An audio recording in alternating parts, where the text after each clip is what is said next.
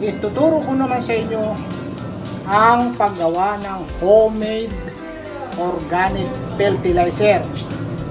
Ngayon, na natin patatagalin. Ihanda na natin ang mga kagamitan. Una, lupa. Lupa. Ha? Yan, lupa. Bakit dalawa ito?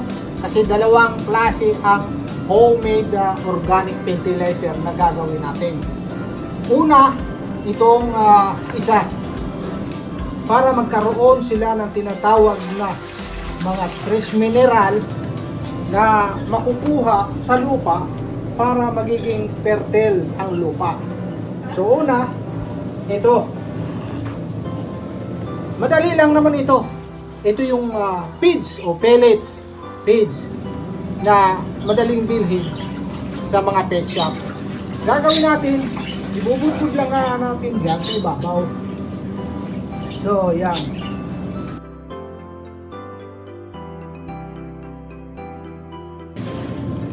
Kasi ito, pag nabulok, maraming sangkap ito. Kaya nga ang alagang manok o ibon, tumataba dito dahil sa maraming sangkap ito, maraming mineral. Ngayon, pag ito nabulok, makakagawa tayo ng tinatawag na organic enzyme.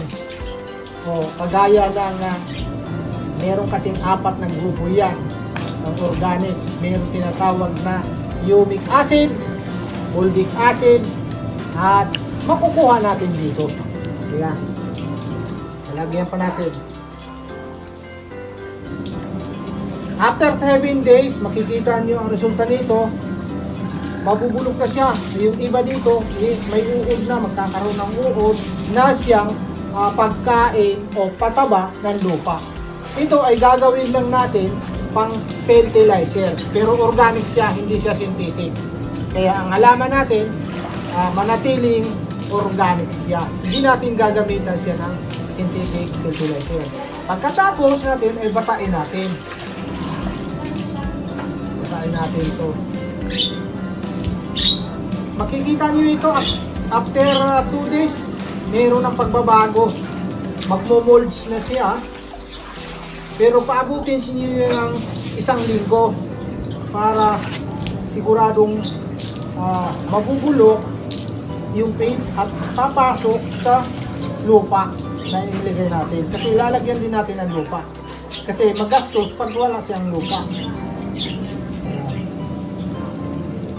So, itatabi na natin siya dyan. Aantayin na lang natin yan. Kahit silip-silipin nyo, 1 day, 2 days, 3 days, pero paabutin nyo ng 7. Ang ikalawa namang gagawin natin homemade organic fertilizer. Gagamit tayo ng tinatawag na black gold. Ito yung black gold. Nabibili naman ito sa mga nagtitinda ng mga fertilizer. Pero organic siya yung black gold. So, lalagay lang tayo ng kunti lang. Kalahating 1/4 na takip nito. 1/4. Lalagay natin dyan. Ang nakagawa naman ito dito ay humic acid. Yung humic o humus ay nagbibigay yan ng algae, lumot, na siyang isa rin sa kinakain ng ating pananim. Isa rin yan sa nagpapataba ng lupa. So, ito, marami ito. Puro ito. So, ilalagay natin dito.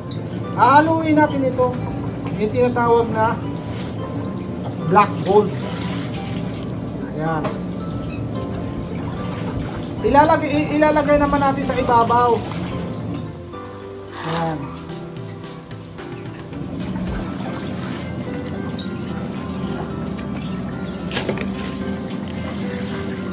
Hanggang siya puno yan, mabasa.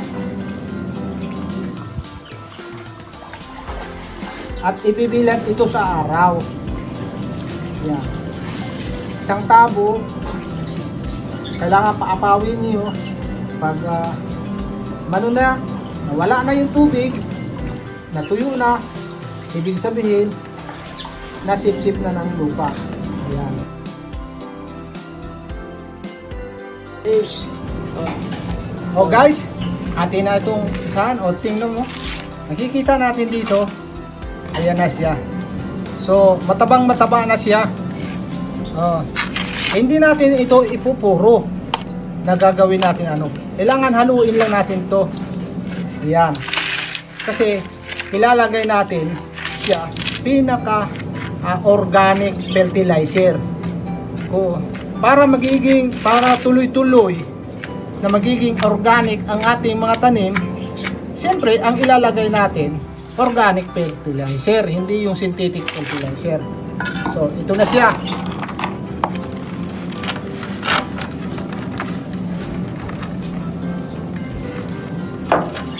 Ayan.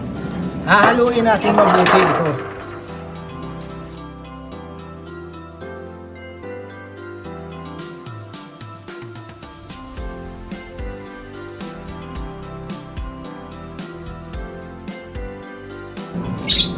Ayan. So, guys, nakagawa na tayo ng tinatawag na organic fertilizer. Pero hindi pa ito pwedeng ilagay. Ibibilad muna ito. Ha? Ibibilad muna ito. Pagkatapos mabilad, ilagay na sa sako. At yan na kayo kukuha para ibudbud doon sa mga tanim natin. Ngayon, andito na tayo sa parting finishing sa paggawa ng tinatawag na homemade organic fertilizer. So, natapos na. Naibilad ko na. Yung pinaghalo natin ay ito na siya. So, ipapakita ko sa inyo yung organic fertilizer. Ayan. Ito na siya. Papakita ko naman sa inyo yung acidic na lupa. Ordinary yung lupa. Ayan naman ang ordinary yung lupa.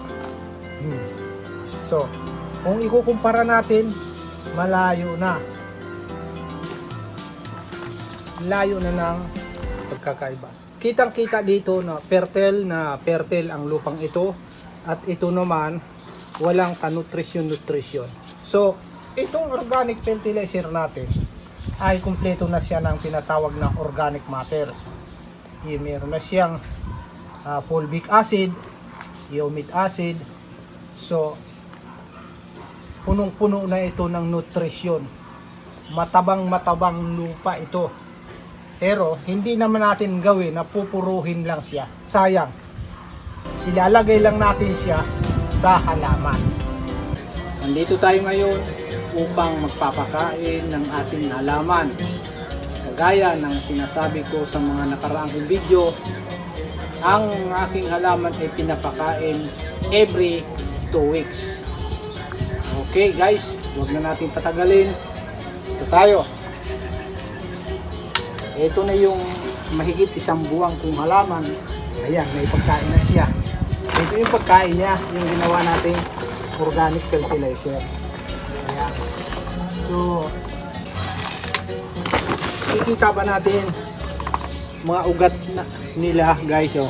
Tingnan niyo. Andyan lang yung ugat.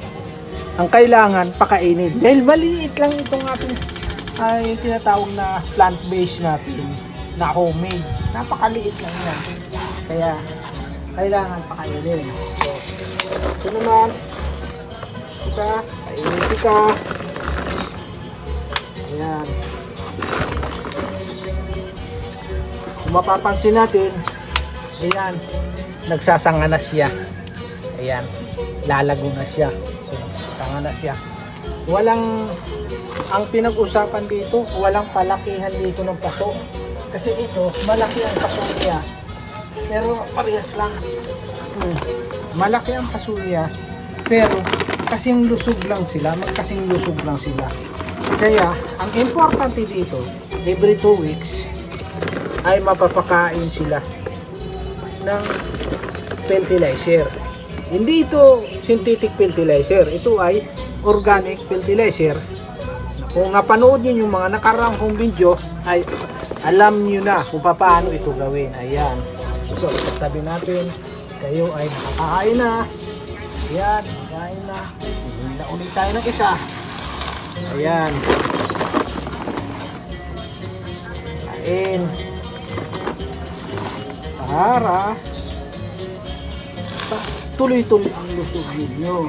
Pag diniligan natin ito ng tubig, yung nutrients ng organic fertilizer natin ay bababa. Doon papunta sa ugat. Bababa siya. Kaya kung mapapansin natin sa mga halaman ay nanatiling malusog. Ayan.